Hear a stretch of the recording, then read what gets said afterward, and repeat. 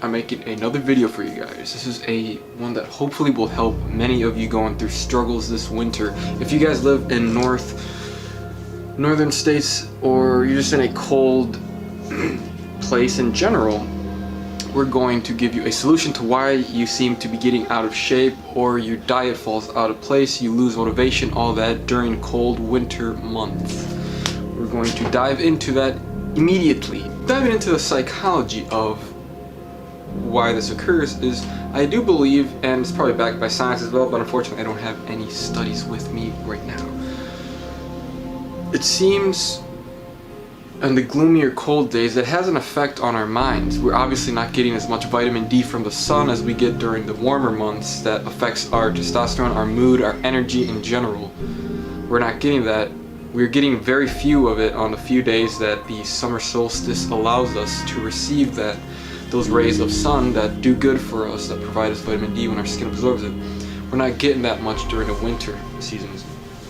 And I believe that has a counterintuitive effect to dieting and staying motivated. So also the cold, I personally feel like more tired when it's cold, and I feel less motivated to do stuff. It seems there are gloomy vibes just all around in the winter months, and we have to just beat it. As it's a psychological thing that comes to us, we must beat it with a positive mindset as well.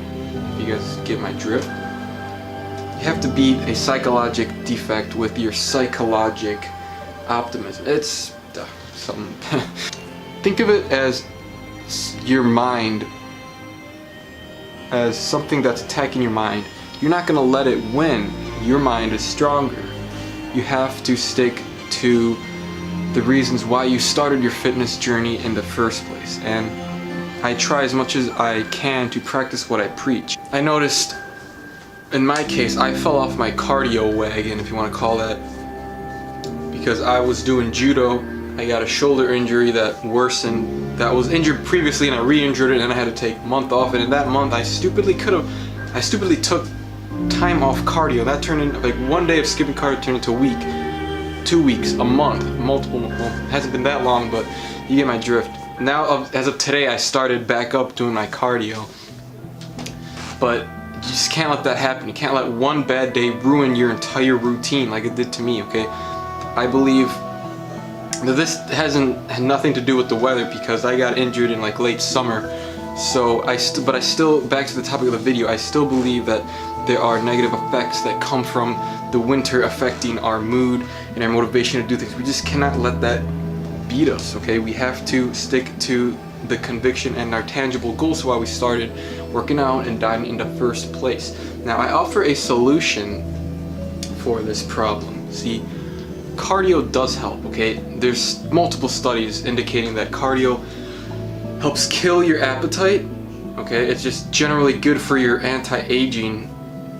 It is raising your metabolism, thus making you more efficient at burning calories in the long term, not just after your workout, but long term. Studies have proven that people who are more physically active year round have a lower BMI, body mass index. In other simple terms, mean they are leaner in general, okay? Now, do your cardio anywhere from 3 to 5 times a week. I promise you it will make a difference. And try to keep your diet in check, okay? Eat 80% clean, 20% junk food. When you eat 80% clean, I mean low calorie dense foods. Foods that allow you to stick to your diet because it's enjoyable, okay? Look at my other videos where I have of enjoyable low calorie dense foods, where I'm talking about stuff like French toast, the pizza, delicious salads, the wraps. I have all those videos in a separate category on my channel. So eat that way, and when you eat 80% clean and fill yourself up first with low calorie dense foods, you have like hardly any room for junk food, okay? You don't want to eat like a robot. I'm not telling you to avoid eating junk food at all. You're still eating 20% in your day. Or if you want to eat clean throughout the week, 100%, and save your cheat meals for the weekend, you can do that too. The point is to find whatever works best for you and what you enjoy the most and you can stick to. If you can't stick to 80-20 every single day, and you find you get better results doing 1 week eating 100% clean and saving your junk food for like a cheat meal or cheat day, whatever works for you, or the weekend, do so. I'm not gonna force you to follow what I do, because what works for me may not work for you. Now, when it comes to exercising, don't just do what the mainstream does, running on the treadmill, biking. If you don't like that, I hate the treadmill. I can't stand just running in the same place for a damn hour. I just can't. Even when I put on my phone and watch like entertaining videos, I still can't do it. So I personally enjoy training judo. I have like a dummy in my garage. I just throw that guy around. I do like judo drills. Put on a sauna suit to give me that extra sweating benefit, because I like to de-bloat, you know, from all the eating, sodium retention. It's good to sweat it all out. The sauna suit really helps with that. And I also go on occasional runs. I like to jog every now and then, although preferably it isn't my #1 go-to cardio. But yes, do your cardio about 3 to 5 times a week if you have time. And I understand if you have a full-time job, it can get a little hectic. But remember that if you watch my videos, you prioritize your fitness. Not over everything, but it definitely is up there in your top priorities. So even if it's 15 minutes of cardio, it's better than not doing anything at all. For example, today I went for a 15-minute jog. I didn't need it. I mean, I'm slowly getting back into it, so I recommend you go slow. But even if you are like an intermediate or an expert cardio guy, you should still build your way up. If you took like weeks off of cardio, build your way up from like 10 minutes to 30 minutes, blah blah blah.